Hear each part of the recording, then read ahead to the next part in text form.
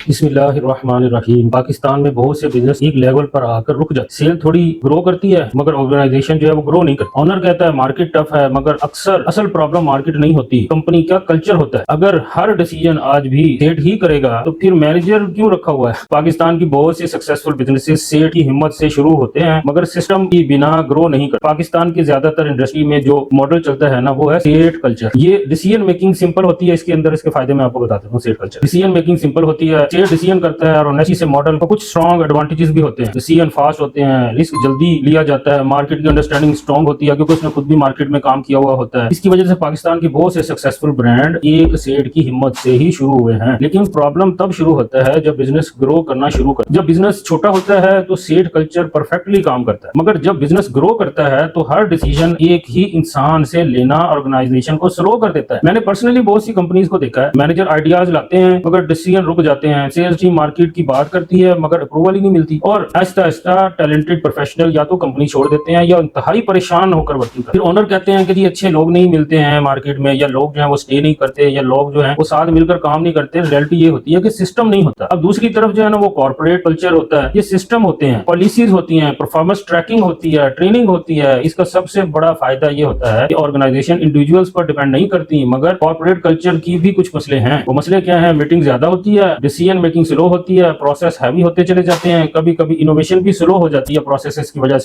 वजह से decision making slow होती चली जाती है। अगर आपका बिजनेस, आप एक बिजनेस ओनर है और तो 5 साइन चेक करें, अगर ये आपके बिजनेस में है तो समझ लीजिए कि ग्रोथ रुक गई। पहला ये है कि हर डिसीजन ओनर करता है या टीम को अप्रूवल लेने के लिए वेट करना पड़ता है। टैलेंटेड मैनेजर ज्यादा देर नहीं रुकते, ओनर हमेशा बिजी रहता है, स्ट्रेटेजी में स्लो हो जाते हैं सारे प्रोसेस, सिस्टम वीक होता है, रिपोर्टिंग वगैरह क्लियर नहीं होती, इनोवेशन स्लो होती है, टीम आइडियाज देना बंद कर। इसलिए दुनिया की सक्सेसफुल कंपनीज अब एक तीसरा मॉडल फॉलो करती हैं। इस मॉडल को मैं कहता हूं एंटरप्रेन्योरल लीडरशिप कल्चर। इसमें क्या होता है? इसमें होता यह है कि सेठ का विजन होता है, मैनेजर्स एक सिस्टम के तहत काम कर रहे होते हैं, सारे सिस्टम मैनेजर्स देखते हैं और वो ओनर जो है उनसे ही रिपोर्ट लेते हैं। ओनर जो है वो डायरेक्शन देता है, मैनेजर प्रोफेशनली अथॉरिटी लेते हैं और उसके ऊपर काम करते हैं। यानी सेठ जो है वो मैनेजर्स को अथॉरिटी देता है, वो अथॉरिटी इस्तेमाल करते हैं जिससे डिसीजन मेकिंग तेज हो जाती है। और ये कॉर्पोरेट कल्चर का जो बेनिफिट है वो भी मिल जाता है और सेठ कल्चर का जो फास्ट डिसीजन मेकिंग वाला बेनिफिट है वो भी मिल जाता है। और मैनेजर सिर्फ एम्प्लॉय नहीं होता, फिर वो एक बिजनेस बिल्डर बन जाता है, वो बिजनेस वो उसके साथ मिलकर काम करता है। तो सोचें तो सच ये है भाई कि पाकिस्तान में बहुत से बिजनेस मार्केट की वजह से नहीं रुकते बल्कि लीडरशिप कल्चर की वजह से रुकते हैं। अगर आप चाहते हैं कि आपका बिजनेस नेक्स्ट लेवल पर चला जाए तो 3 चीजें जो है कंबाइन करें: सेठ हिम्मत, कॉर्पोरेट का सिस्टम, लीडरशिप का कल्चर। बिजनेस सेठ शुरू करता है मगर ऑर्गेनाइजेशनल लीडरशिप ही बनाती है। इसको आप देखें, सोचें, इस पर काम करें और मजीद कोई बात है वो मुझे बताएं।